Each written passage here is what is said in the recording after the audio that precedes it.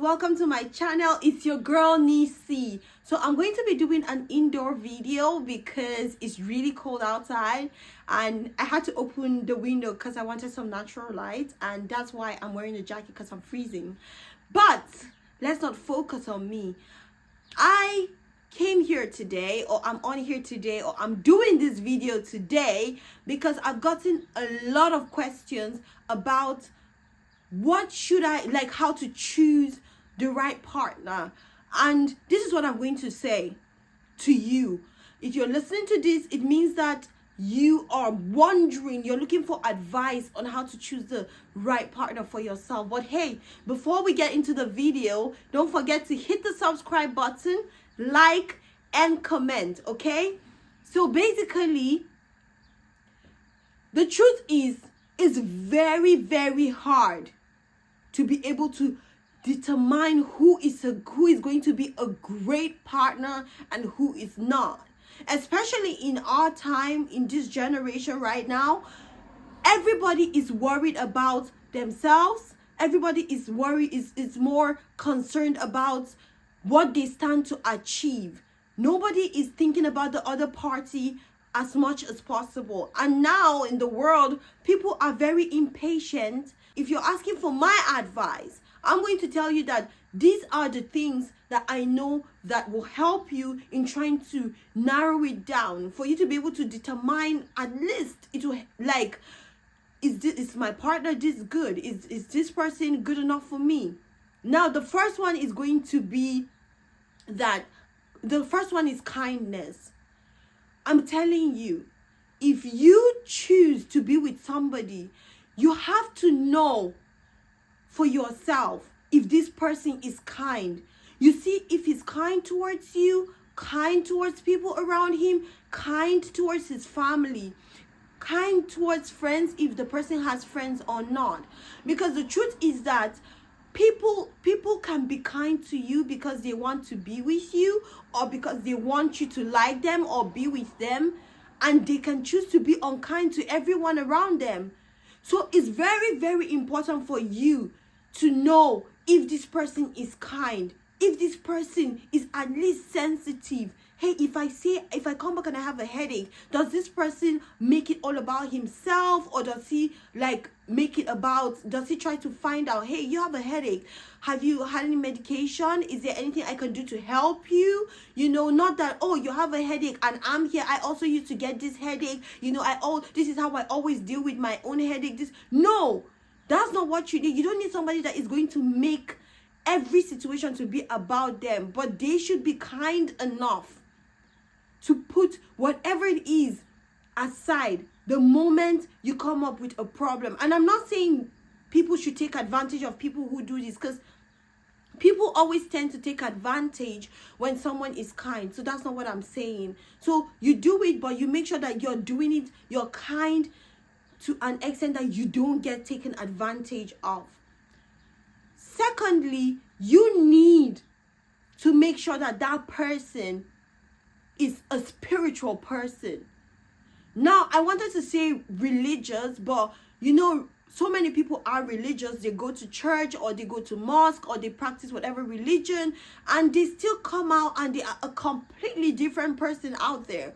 So make sure that this person, when a person has the fear of God in their heart, yeah, there are certain things that they would never be able to do, because they have a relationship with God and they know that God is not going to approve of it. God is not going to be happy with that. So because of that, they are going to have this, you know, they are going to have the Spirit of God in their hearts, guiding them, nudging them, and also correcting them and chastising them. Especially for men, it's very hard when you want to be with a man and he doesn't have the fear of God in his heart.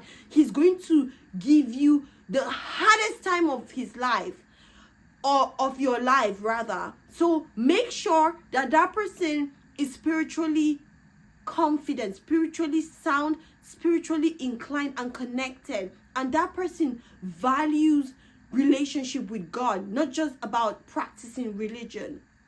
Now I'll jump onto the third one. I'm going to say is going to be a person who has a mentor.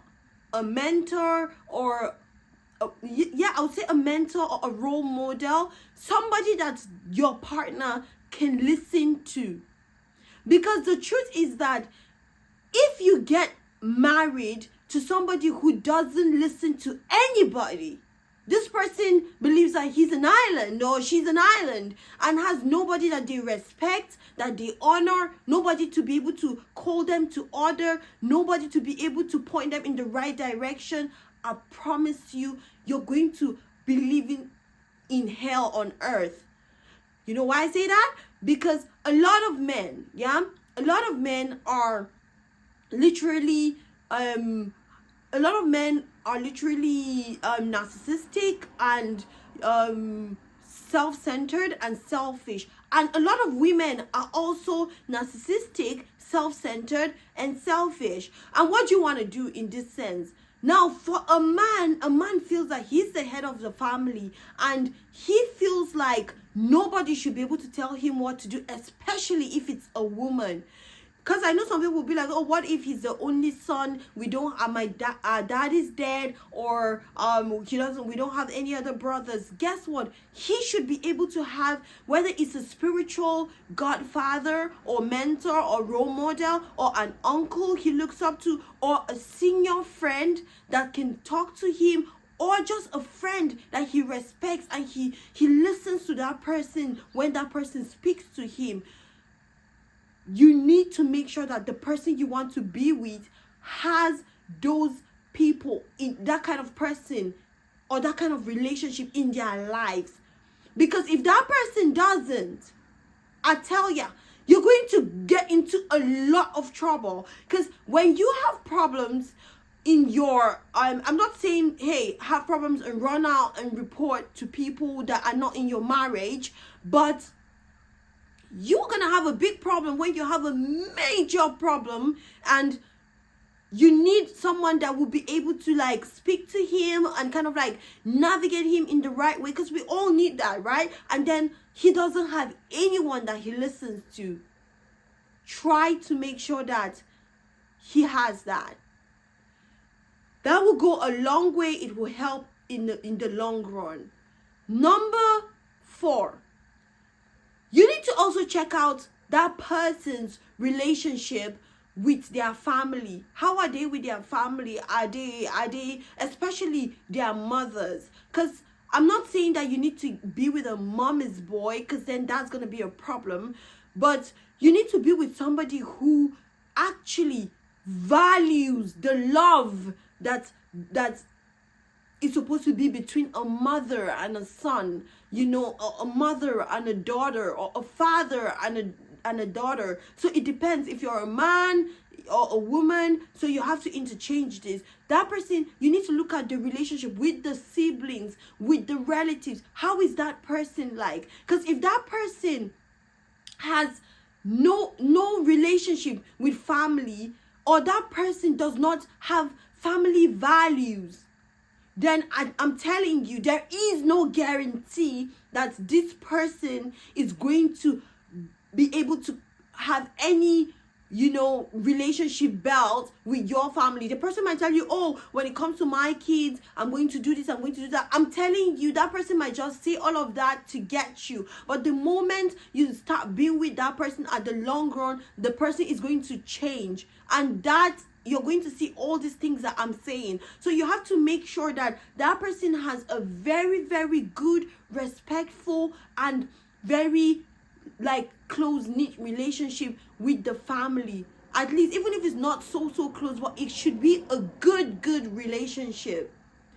Then the 5th thing is going to be a person who doesn't have friends. Now, I would say that some people say, oh, it's good when my partner doesn't have friends.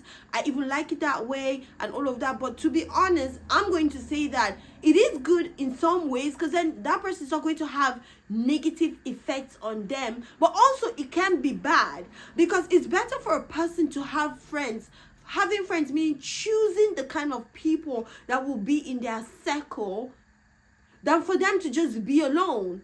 Because people that cannot make friends, cannot build their own community, they are just like loners. Anywhere they go, if they hear things that that don't correspond, they're not going to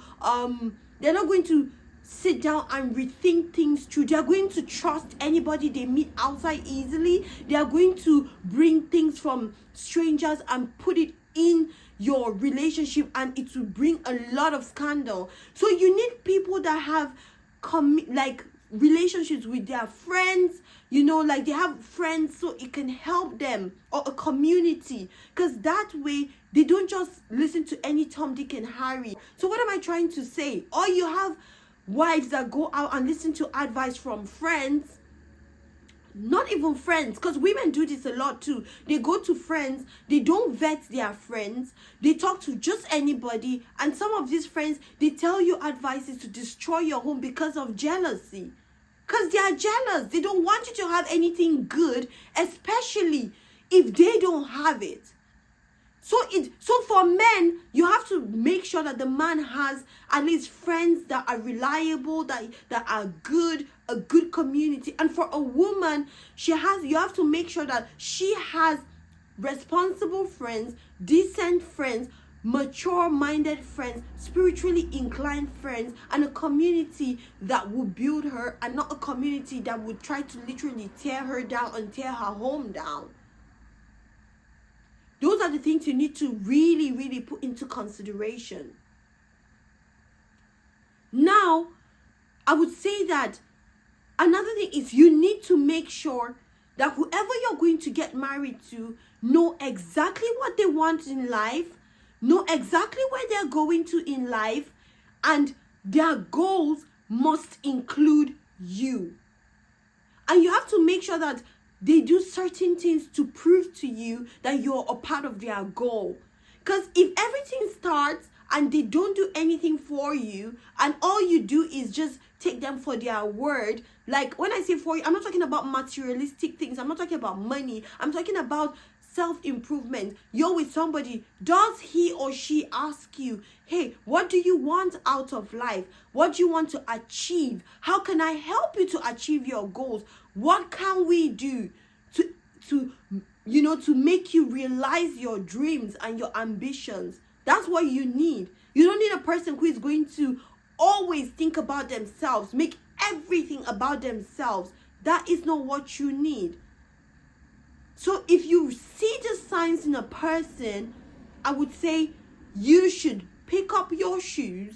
Actually, don't even pick them. Leave your shoes wherever they are and start running for your life. Like run like you have never done before. Because the thing is, you end up being with somebody who is going to literally destroy your life. I know I have a few more points that I want to add, but I don't want to make the video too long. But I just wanted to share this with you. And for the people who have been asking, some of them I didn't give a lot of details, but on this video you find details. So if you have people who are wondering, you have friends who are wondering, you have people who want to know more, you can share this video with them. And I'm happy to answer any more questions. If you want to talk to me personally and hear from me and advice, I'm happy to give that, because I have a lot of stories and I've heard a lot of experiences from different people from different age groups. And I'm telling you that the most important thing that we have to do for ourselves is to be there for each other, give each other the right counsel, and be able to put out, messages that will uplift and build. Because instead of creating homes that will be broken, it's better to create relationships that are going to lead to a home that is going to be, conducive for children, beautiful for the wife, beautiful for the husband, kingdom homes that if tomorrow something happens, even in your grave, even in the afterlife, whether you believe in heaven or hell, you're going to be proud of yourself and said, I built that. I contributed in making sure that I have healthy children that are not damaged. I have a wife who is mentally healthy, physically healthy and emotionally healthy and financially healthy, and you know, in every ramification. And you will also be proud of yourself to say, hey, I have a husband who is emotionally healthy, spiritually healthy, physically healthy. That is what we should all aspire for. So let's start making beautiful relationships so that we can have the most amazing families and the most amazing homes, instead of focusing on